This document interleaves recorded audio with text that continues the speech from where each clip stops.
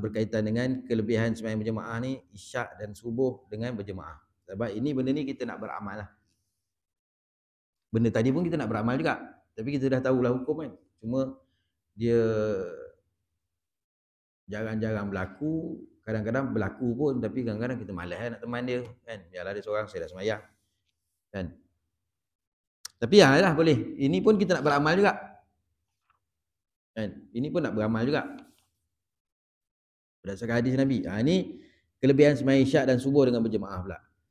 Tengok. Supaya kita lebih apa orang kata bermotivasi untuk tidak meninggalkan solat berjemaah. Lebih-lebih lagi isyak dan subuh. An Utsman bin Affan qala Rasulullah sallallahu alaihi wasallam man syahidal isya'a fi jamaah kana lahu qiyamu nisfi lailatin wa man shalla isya wal fajri fi jamaah kana lahu kafiya ka qiyami lailatin. Hasan sahih. Daripada Utsman bin Affan katanya telah bersabda Rasulullah sallallahu alaihi wasallam, barang siapa hadir ia akan isyak di dalam jemaah adalah baginya berjaga ibadat setengah malam. Dan barang siapa sembahyang ia isyak dan fajar dalam jemaah adalah baginya seperti berjaga ibadat semalam. An Jundub bin Sufyan an Nabi sallallahu alaihi wasallam qala man shalla subha fa huwa fi zimmatillah wala tahfirullah fi zimmatihi. Daripada Jundub bin Sufyan daripada Nabi sallallahu alaihi wasallam sabdanya, barang siapa sembahyang subuh maka ialah di dalam pengakuan Allah, maka jangan menyalahi sekalian kamu akan Allah pada akuannya. Ketahuilah ya saudaraku, bermula sembahyang isyak dan subuh dengan berjemaah itu ada mempunyai kelebihan, yakni besar pahalanya oleh kerana sukar. Sebab susah. Jadi lagi susah tu lagilah besar pahala dia kan. Sembahyang subuh ni memang susah sebab kita waktu tu kita tidur, nak bangun daripada tidur ni, maklumlah tengah sedap tidur. Tiba-tiba nak bangun. Jadi hanya orang-orang yang Allah Ta'ala pilih lah yang dapat hadir ni. Kan?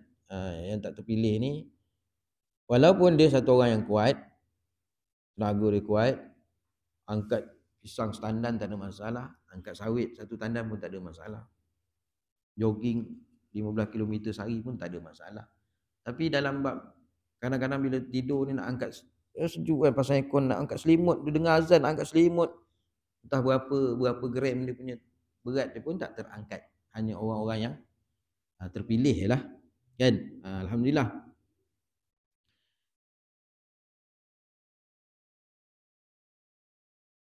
Jadi besar pahala dia. Sembahyang isyak tu. Maghrib, subuh. Isyak pun besar juga sebab susah juga. Sebab isyak ni pun satu cabaran juga. Kan? Bang maghrib kan maghrib jangan lupa balik kan, nak pergi pasal malam. Kan? Dah hanyut. Bang maghrib kan balik bang, nak kita nak makan sate kat hanyut. Susah.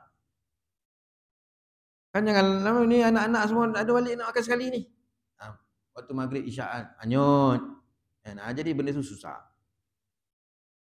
Saya maghrib lepas isyak saya tak ada, lepas maghrib kan saya ni sebab saya nak pergi, nak ajak shopping. Kan? Hanyut. Dia macam itulah susah kan. Jadi pahala dia tu besar. Okey. Ini dalam selalulah saya jelaskan kan, sembahyang berjemaah ni yang paling afdal, ranking yang pertama sekali iaitu sembahyang Jumaat. Sebab sembahyang Jumaat wajib berjemaah. Yang kedua, sembahyang subuh pada hari Jumaat. Yang ketiga, sembahyang subuh setiap hari seperti isyak. Okey. Jadi besar pahala dia ni. Hari Jumaat lagilah besar pahala sebab dia wajib. Wajib dengan sunat lagi besarlah pahala wajib. Dia ada sunat yang besar daripada wajib, ada tak? Iaitu dalam bab memberi salam. Memberi salam tu sunat, jawab salam tu wajib, tapi memberi salam tu lagi besar pahala dia. sebab dia mulakan dulu.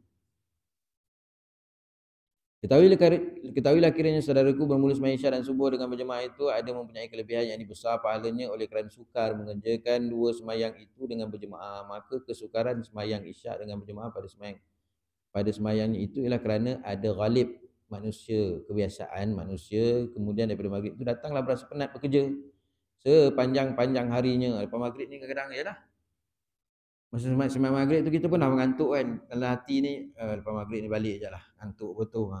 Betul tak Dan datanglah berasa penat bekerja sepanjang-panjang hari. Oh, masa itulah letih.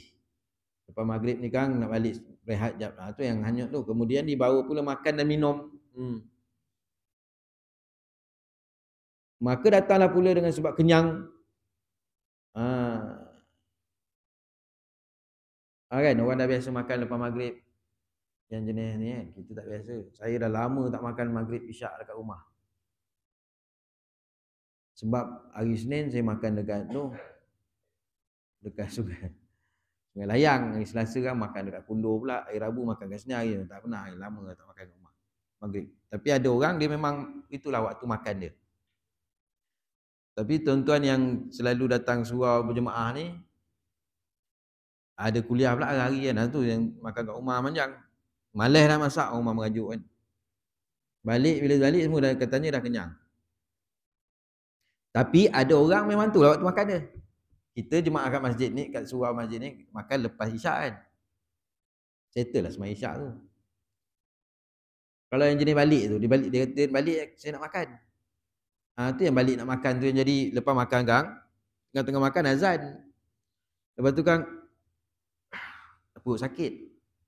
Lepas tu kan habislah kot isyak ni jemaah ni. Hanyut. Jadi susah kan. Sini disebut maka datanglah pula sebab kenyang. Lepas tu kan makan kenyang.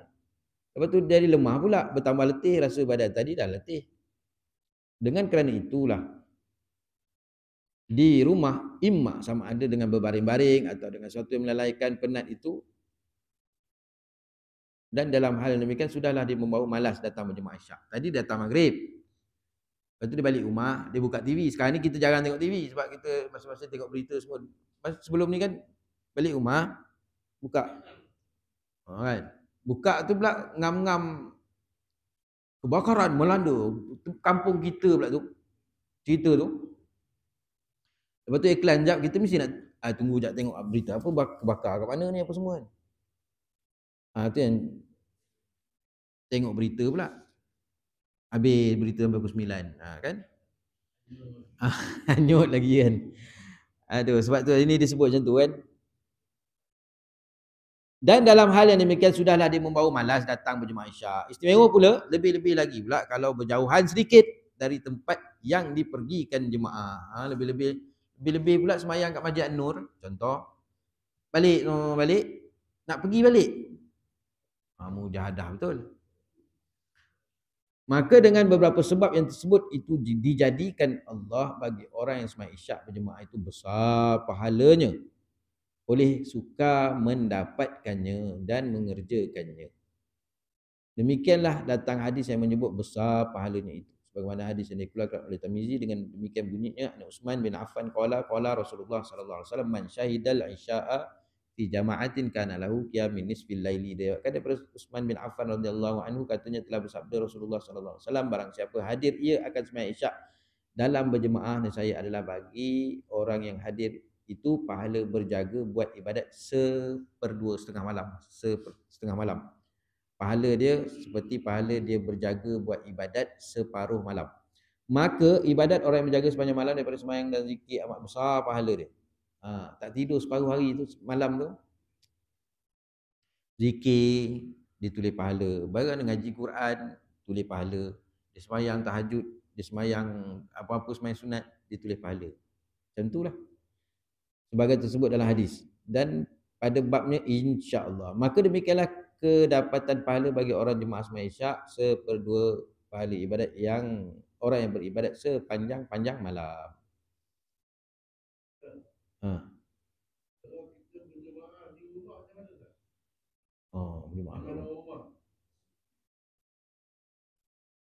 dia jemaah ni macam ni kan, orang lelaki berjemaah tu segi pahala dapat 27 kan, pahala berjemaah tu dapat 27.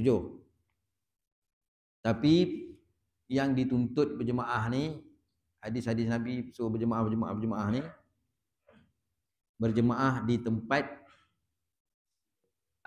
dilaungkan azan. Sekiranya kita semua sembahyang berjemaah kat rumah dengan rumah kita, tak terdirinya sembahyang berjemaah di kawasan kita ni, seluruh kawasan kita ni berdosa. Alasan kita sembahyang berjemaah. Dia cuma hadis ni bila kata sembahyang berjemaah ni, sembahyang jemaah kat masjid. Jadi ulama fiqh menghuraikan okey macam mana kalau sembahyang berjemaah ni, kalau berdua ataupun kat rumah ke, dapat tak pahala berjemaah? Segi pahala tu dapat. Segi pahala tu dapat. Tapi segi kelebihan lain tu tak dapat. Ini cerita segi pahala. Bagi orang yang hadir kan, dia kata hadir kan. Kalau kat rumah tak ada hadir pun kat rumah. Ini hadir kan. Hadir ni maknanya daripada satu tempat dia berjalan ke. Dan telah datang juga hadis kelebihan sembahyang subuh. Hadis subuh pula. Zaman Nabi sembahyang subuh ni berat bagi orang-orang munafik. Depan Nabi okey je kan. Bila yang senang-senang tu okey je. Subuh tu ciri-ciri orang munafik zaman Nabi SAW.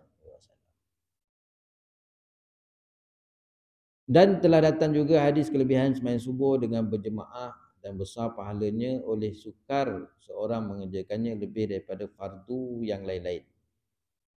Iaitu sedia maklum pada ketika waktu sembahyang subuh itulah waktu yang amat sedap tidur. Istimewa bagi orang-orang muda, terutama bagi orang muda, saya tambah sikit lagi, yang baru kahwin dan yang berjaga malam, yang jenis kerja malam kan. Jaga malam. Dia kerja tu balik rumah pukul 11.30, pukul 12 malam, pukul 1 kan. Itu lagilah susah kan. Bertemu pula dengan musim dingin. Kalau tak dingin pun rumah ada aircon. Maka amatlah sukar seorang itu melawan nafsu daripada meninggalkan tidur. Nafsu tidur ni memang susah nak lawan. Dan bangun mencelup air yang sejuk. Nak celup air, nak basuh muka. Dan menyapukan ke muka dan ke kaki tangan. Dan sangatlah sayangnya nafsu kepada selimut. Memang tengah sedap lah. Yang memeliharakan diri daripada sengsara sejuknya dan sayangkan lazat. Kemudian daripada itu hendak turun pula pergi berjemaah ke masjid. Maka biar apalah suka dan susah yang ditempuh, dengan kerana itu telah dibesarkan Allah pahalanya bagi orang yang bangun sembahyang subuh berjemaah itu.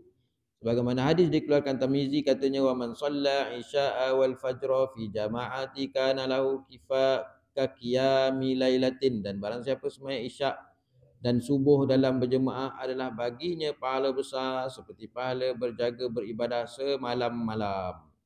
Maka seorang yang berfikir pada perkara ibadat, saya mendapat ia akan berjaga berbuat ibadat semalam itu lebih suka lagi dengan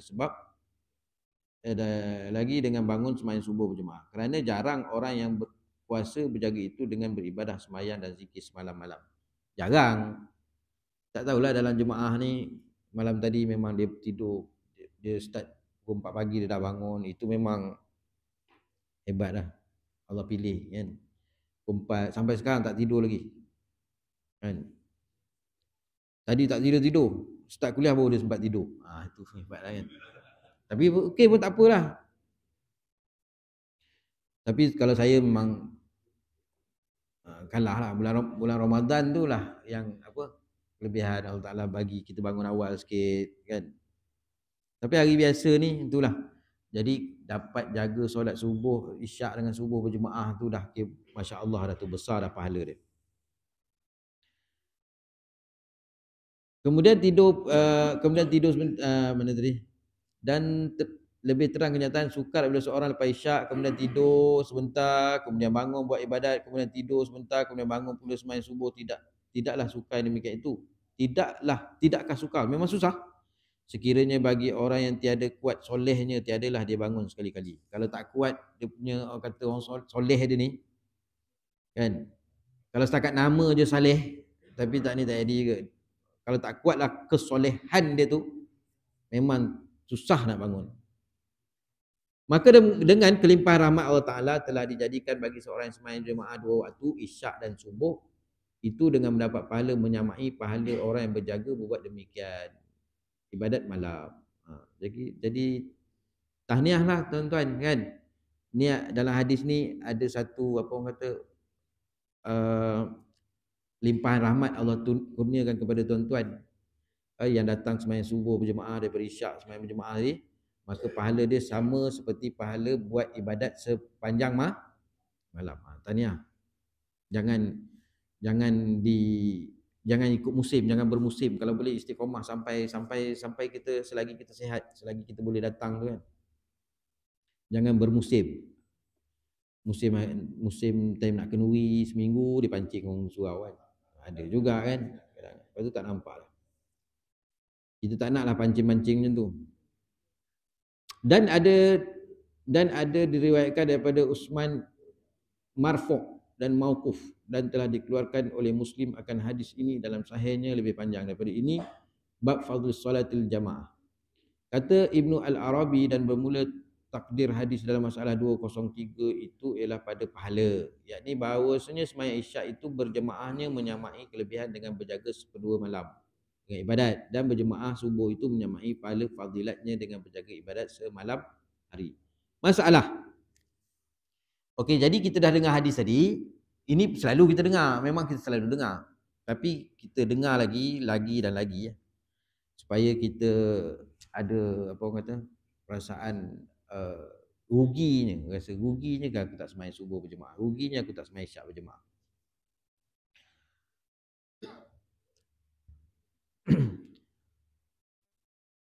Iaitu apa dia? Sembahyang isyak berjemaah, pahala dia seperti pahala separuh malam beribadah. Kalau subuh berjemaah, sepanjang-panjang malam tu pahala dia macam orang pahala berzikir, baca Quran, sembahyang apa semua. Masalah, sembahyang subuh berjemaah dan dosa meninggalkannya. Ya saudaraku, satu lagi hadis yang dikeluarkan oleh Tirmizi bagi kelebihan sembahyang subuh berjemaah itu dengan katanya an Jundub bin Sufyan anin Nabi sallallahu alaihi wasallam qala, diriwayatkan daripada Jundub bin Sufyan daripada Nabi sallallahu alaihi wasallam sabdanya, man shalla subha fa huwa fi zimmatillah. Barang siapa sembahyang ia akan subuh dengan berjemaah, maka ialah di dalam pengakuan Allah, yakni dalam menyempurnakan sebarang mana dijanjikan ke atas hamba-Nya. Keterangan adalah kita sekalian ini semuanya dalam perjanjian dan perakuan dengan Allah SWT. Wa aufu bi ahdi innal ahda kana mas'ulan innal ahda kana mas'ula, dan sempurnakanlah olehmu dengan perjanjian, bahawasanya perjanjian dan pengakuan itu ada, ia kena tanya. Maka perjanjian kita yang diletakkan Allah ke atas kita itu wajib junjung apa suruhnya. Inna salati wa nusuki wa mahyaya wa mamati lillahi rabbil alamin. Kita janjilah dengan Allah kan. Perjanjian kita alastu rabbukum qalu bala syahidna. Tidakkah aku ni Tuhan kau? Maka kita dah bersaksi Allah Tuhan kita. Maka kita di bawah perjanjian. Nak junjung perintah dia apa semua. Maka perjanjian kita yang diletakkan Allah kata kita itu wajib junjung apa suruhnya dan menjauhkan apa yang ditegahnya. Ittaqullah, bertakwalah kepada Allah tu maknanya buat apa yang Allah suruh, tinggalkan apa yang Allah larang. Disuruhnya kita dengan keras pasti sembah akan dia sehari semalam 5 kali. Dan ditegahnya kita dengan keras jangan melanggar apa suruhnya. Maka barang siapa sembahyang subuh dengan berjemaah, maka adalah dia di dalam menyempurnakan pengakuan dan perjanjian. Itulah maknanya fahuwa fi zimmatillah. Maka ialah di dalam perjanjian Allah dan akuannya. Maka di manakala diketahui akan diri di dalam perjanjian Allah dan akuannya, maka jaga jangan menyalahi janji. Itu menurut sebagaimana peringatan Nabi. Sabdanya, fala tahfirullaha fi zimmati. Maka janganlah menyalahi janji sekalian kamu akan Allah itu pada pengakuannya dan perjanjiannya, dengan bahawa meninggalkan apa suruhnya itu, seperti meninggalkan akan subuh dan sebagainya. Kerana orang yang meninggal akan suruhnya itu disembam akan dia dalam neraka. Sebagaimana dalam hadis Muslim begini. Qala Rasulullah sallallahu alaihi wasallam, man shalla salata subhi fa huwa fi zimmatillah fala yatlubukumullahu fi min zimmati bi syai'in fa innahu man yatlubuhu min zimmatihi bi syai'in yudrikuhu summa yakubbuhu ala wajhi fi nari jahannam. Artinya telah bersabda Rasulullah sallallahu alaihi wasallam, barang siapa sembahyang subuh ia dengan berjemaah, maka ialah dalam menyempurnakan pengakuan dan perjanjiannya dengan Allah. Jaga-jaga. Dia berjaga-jaga dengan, mana dia berjaga-jagalah dengan perjanjian Allah. Maka jangan menuntut akan kamu oleh Allah daripada pengakuan dengan sesuatu, maka mendapat ia akan dia menyalahinya, kemudian menyembam ia akan dia atas mukanya dalam neraka jahanam. Masalah berjalan dalam kelam kerana berjemaah. Jadi kita ni dituntut sembahyang berjemaah. Orang lelaki dituntut sembahyang berjemaah. Itu je. Tidak ada alasan lah. Jadi seboleh mungkin jagalah solat berjemaah. Seboleh-boleh mungkin. Walaupun ulama fiqh telah membahaskan hukum dia, kan, mazhab Syafi'i fardu kifayah, kan, kalau dia sembahyang seorang pun dah kira tertunailah kewajipan tu, kan. Tapi amat keras tuntutan untuk solat berjemaah ni, sampai Nabi kata nak pergi suruh satu kumpulan pergi cari kayu api, nak pergi bakar tu, kan.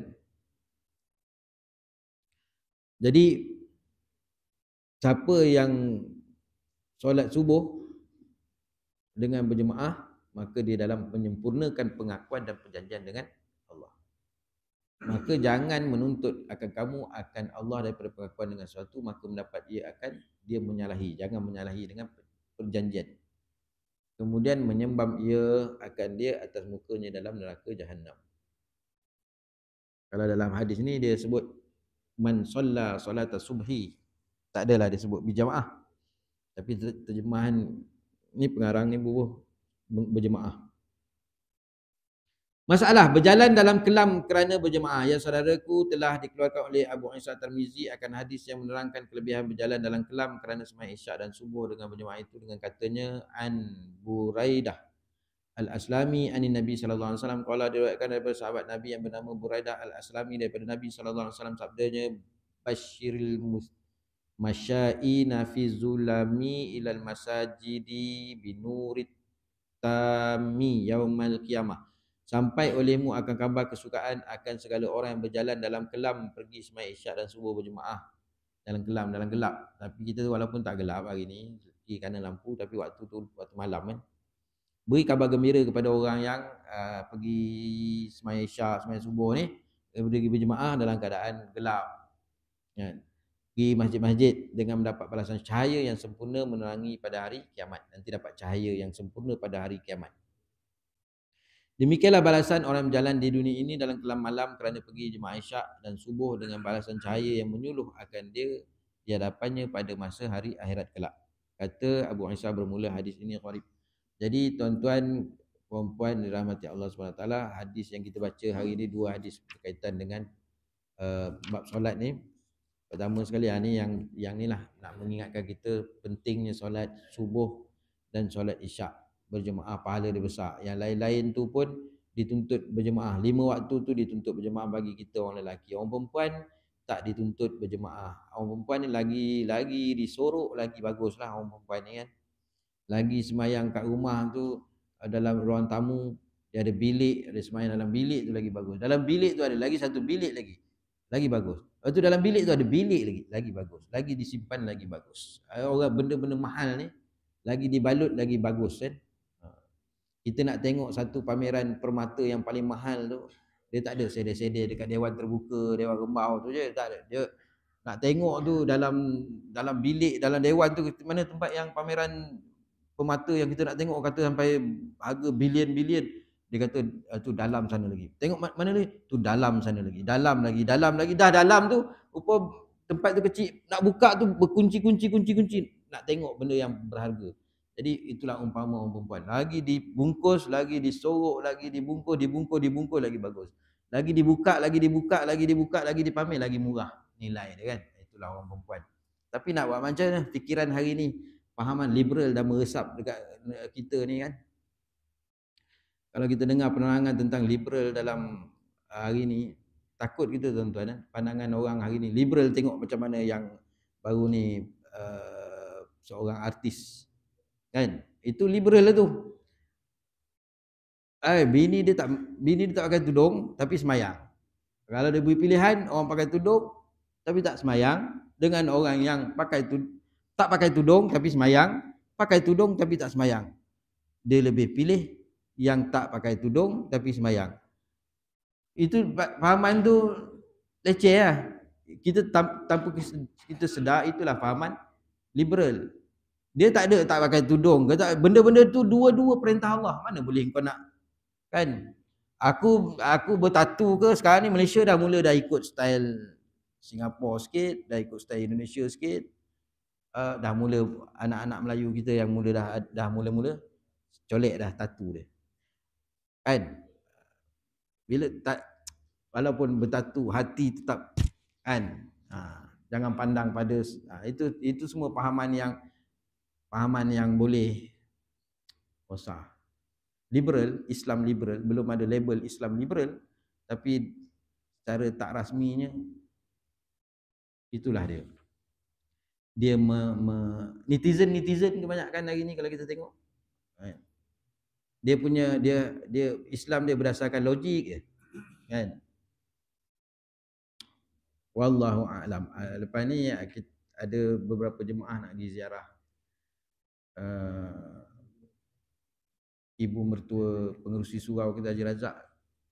Dia nak sedekah Fatihah ke apa kan. Bolehlah nak ikut. Soalan kata kita dah ada soalan tadi, kita tutup. Auzubillahi minasyaitonirrajim. Bismillahirrahmanirrahim. Alhamdulillahirabbil alamin wassalatu wassalamu ala asyrofil anbiya'i wal mursalin wa alihi washabihi ajmain. Allahumma arinal haqqan haqqan warzuqna ittiba'ahu wa arinal batila batilan warzuqna ijtinabah. Allahumma ya muqallibal qulub tsabbit qulubana ala dinika wa ta'atik. Wassallallahu ala sayyidina Muhammad wa ala alihi washabihi wa baraka wa sallam. Alhamdulillahirabbil alamin. Assalamualaikum warahmatullahi wabarakatuh.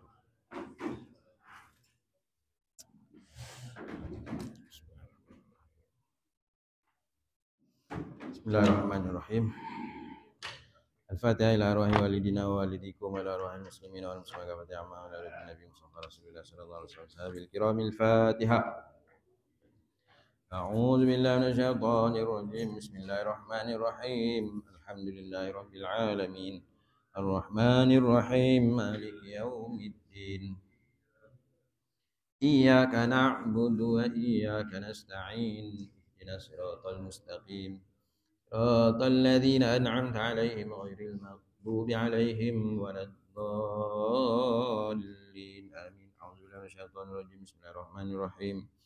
الحمد لله رب العالمين والصلاة والسلام على أشرف الأنبياء والمرسلين وعلى آله وصحبه أجمعين. اللهم ارزقنا يا ربي فهم النبيين وحفظ المرسلين وإلهام الملائكة المقربين في عافية يا أرحم الراحمين. ربي زدنا علما وارزقنا فهما. وصلى الله على سيدنا محمد وعلى آله وصحبه وبارك وسلم. الحمد لله رب العالمين. قال رب اشرح لي صدري ويسر لي أمري واحلل عقدة من لساني يفقهوا قولي. Rabbi yassir wa la tu'assir ya karim. Rabbi yassir wa la tu'assir ya karim. Rabbi yassir wa la tu'assir ya karim.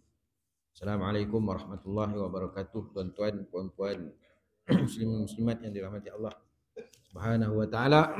Alhamdulillah. Pagi ni kita sambung kuliah mingguan kita menggunakan kitab Baharul Mazi juzuk yang kedua. Kita terus masuk tajuk lah. Muka surat 181 bab ke-49. Itu je. Bismillahirrahmanirrahim. Qala musannif rahimahullahu taala wa nafa'ana bi ulumihi fid dharain. Amin. Bab ma jaa fil jama'ati fil masjidi qad shalla fihi marratan. Bab yang telah datang ia pada menyatakan berjemaah dalam masjid yang sungguhnya telah semayang berjemaah orang-orang di dalamnya sekali. Berjemaah dalam masjid yang sungguhnya telah semayang berjemaah orang-orang di dalamnya sekali. Maknanya nak bawa satu hadis berkaitan dengan hadis semayang berjemaah dalam satu masjid, kemudian datang lagi semayang, ada lagi solat berjemaah dalam satu masjid tu, ada dua solat berjemaah, dua kali ya. An Abi Sa'id qala jaa rajulun wa qad shalla Rasulullah sallallahu alaihi wasallam fa qala ayyukum yattajiru ala hadza fa qama rajulun fa shalla ma'ahu. Hadis hasan. Daripada Abi Sa'id katanya telah datang seorang lelaki dan sungguhnya telah sembahyang Rasulullah sallallahu alaihi wasallam. Maka sabdanya, siapa dari kamu mengambil laba atas ini, maka bangun seorang lelaki, maka sembahyang ia sertanya. Hadis hasan. Ketahuilah kiranya ya saudaraku, bolehkah berulang-ulang mengerjakan jemaah di dalam masjid yang satu, seperti sebuah masjid yang telah sembahyang jemaah, orang-orang akan sembahyang zuhur, kemudian datang pula beberapa orang lain mendiri lagi akan sembahyang zuhur, itu dua di dalamnya.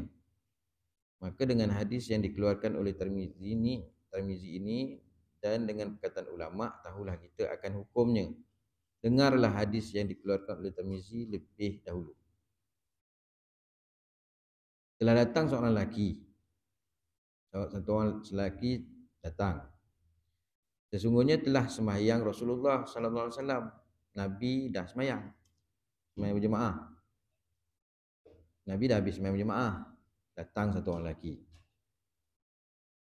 Maka sabda Nabi sallallahu alaihi wasallam, siapa daripada kamu mengambil laba atas siapa yang nak pahala lebih, maka bangun seorang lelaki, maka sembahyang ia sertanya. Jadi lelaki yang dah sembahyang berjemaah tadi, bila Nabi tanya, kan dia datang seseorang, sembahyang berjemaah dah habis, dia nak sembahyang seseorang. Jadi Nabi kata, siapa nak pahala lebih? Satu orang bangun sembahyang dengan lelaki tadi. Jadilah jemaah lagi sekali. Jemaah dah habis, jadilah jemaah tu dua kali. Okey, sekarang ni itulah berlaku, kan? Mana kata boleh ke tak boleh? Itulah dia hadis dia.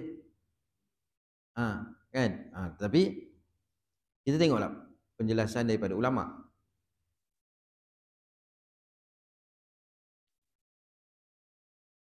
Hadis Tirmizi didengar dulu kata. An Abi Sa'id qala jaa rajulun wa qad shalla Rasulullah sallallahu alaihi wasallam. Dia kan daripada sahabat Nabi yang bergelar Abi Sa'id Al-Khudri radhiyallahu anhu. Katanya datanglah seorang lelaki daripada sahabat Nabi Allah sallallahu alaihi wasallam, kerana hendak sembahyang berjemaah dengan Nabi, apabila sampai ia tiba-tiba sungguhnya didapatnya telah sembahyang Rasulullah dengan sahabat-sahabat lewat. Maka sudahlah ia luput berjemaah dengan Nabi. Lepaslah dia berjemaah dengan Nabi, kemudian berkehendak ia sembahyang seorang diri.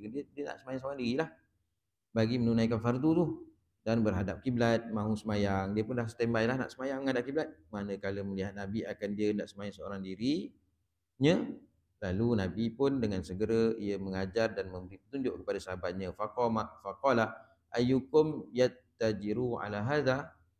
Maka sabda Nabi sallallahu alaihi wasallam, siapa daripada kamu sekalian mahu mencapai untung, kelabaan atas ini? Pahala. Siapa nak pahala? Sahabat ni bila offer macam tu, kan, Siapa nak pahala? Ha. Siapa nak pahala lebih? Nak dapat doa daripada Nabi. 3 kali Nabi doakan. Allahumma ighfir li saful awal. Siapa yang nak dapat doa Nabi? Ya Allah, ampunkanlah dosa orang berada di saf yang pertama. 3 kali Nabi doa. Siapa nak dapat doa daripada Nabi, khusus untuk orang-orang yang berada di saf yang pertama. 3 kali Nabi doakan. Nampak tak? Tapi kita masih lagi, kau lah kan. Tapi sahabat, siapa nak ni? Siapa nak lebih? Bangun. Kita pula ni seorang ni datang, siapa nak teman dia dapat pahala lebih? Saya main sunat pun saya tak buat, ni nak suruh teman kan. Kita tak nampak laba tu, untung kita tak nampak pahala tu. Sahabat berebut-rebut macam itulah. Beza kita ni umat akhir zaman ni kan. Yakni kinayah daripada mencapai pahala sebab takarub akan Allah Subhanahu Wa Taala. Sebab apa? Mendekatkan diri kepada Allah Subhanahu Wa Taala. Dengan sebab semayang bersama lelaki itu dengan berjemaah. Apakala didengar oleh seorang daripada sahabatnya akan sabda yang demikian itu, lalu disahutnya, hamba ya Rasulullah, faqama rajulun fasalla ma'ahu, maka bangun seorang lelaki maka semayang berjemaah. Ia sertanya, bangunlah lelaki tadi, semayang dengan lelaki tadi. Jadi lelaki tadi tidaklah dinamakan semayang seorang diri, jadilah semayang berjemaah. Kata Abu Isa, dan pada bab ini ada riwayat daripada Abi Umamah, Abi Musa Al-Hakam bin Umair. Kata Abu Isa, bermula hadis Abi Sa'id Al-Khudri adalah hadis hasan. 202 masalah semayang berjemaah berapa kali dalam masjid satu, apa hukumnya? Semayang berjemaah beberapa kali dalam masjid satu, apa hukumnya? Semayang berjemaah banyak-banyak kali. Ini semayang berjemaah. Satu kan, ada lagi semayang berjemaah. Ada lagi semayang berjemaah. Kata Abu Isa, dan seperti hadis dalam masalah 201 itu perkataan yang bukan seorang daripada ahli ilmi, daripada sahabat Nabi SAW, dan lain daripada mereka itu daripada tabi'in. Kata Abu Isa, dan seperti hadis dalam 201, hadis yang kita baca tadi, itulah perkataan yang bukan seorang daripada ilmu, bukan seorang, ramailah. Dan lain daripada mereka itu daripada tabi'in. Kata mereka itu, tiada mengapa bahawa semayang satu kaum akan satu jemaah dalam satu masjid yang telah disemayangkan berjemaah di dalamnya. Yang ini tiada mengapa berulang-ulang jemaah, dan dengan dialah perkataan Ahmad dan Ishaq. Dan kata segala orang lain daripada ahli ilmi, semayanglah sekalian orang-orang itu masing-masing seorang diri dengan tiada berjemaah. Dan dengan dialah berkata Sufyan, Malik, Ibnu Al-Mubarak dan Asy-Syafi'i. Memilih mereka itu akan semayang masing-masing. Khilaf juga sini. Dan tersebut dalam kitab Fiqh Al-Mazahibul Arba'ah begini, dimakruhkan berulang-ulang jemaah dalam masjid yang satu seperti disemayangkan dalam satu jemaah. Kemudian daripada satu jemaah, maka padanya ada tafsil pada segala mazhab seperti akan datang. Ada akan datang kata. Kata segala ulama Syafi'i, dimakruhkan mendiri jemaah dalam satu masjid dengan ketiadaan izin imamnya yang ditetapkan jawatan imam itu semata-mata dahulunya atau kemudiannya atau sertanya. Melainkan apabila adalah masjid itu didatangi malam-malam atau tiada baginya imam yang tetap, atau ada baginya imam tetap tapi sempit berjemaah sekali semuanya, atau ditakutkan keluar waktu. Dia masjid tu, kalau masjid yang jenis ada imam tetap ni, lepas masjid tu masjid macam personal kan, lepas habis semayang tu masjid yalah, jarang lah kat Malaysia ni masjid orang keluar masuk kan, datang satu semayang lagi jemaah kan. Tahu lah, tak ada pula masjid kat tempat kita yang jenis memang imam tu memang lantik, lepas tu lepas habis semayang tu dia pun dah macam tutup lah masjid tu, nak semayang sendiri-sendiri lah macam tu dia kata. Tapi tempat kita ni masjid yang orang keluar masuk.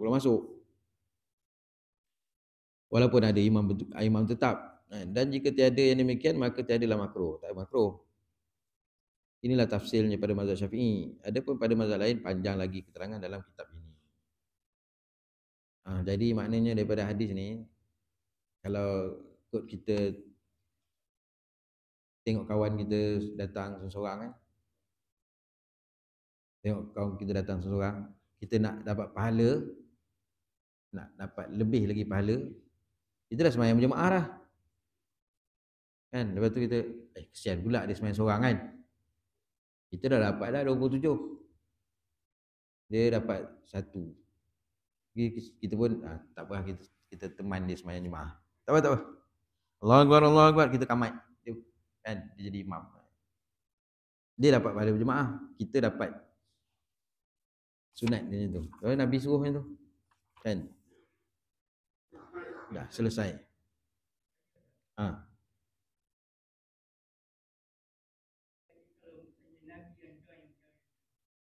Apa yang jadi kalau Nabi tak ada pula, Nabi tak join.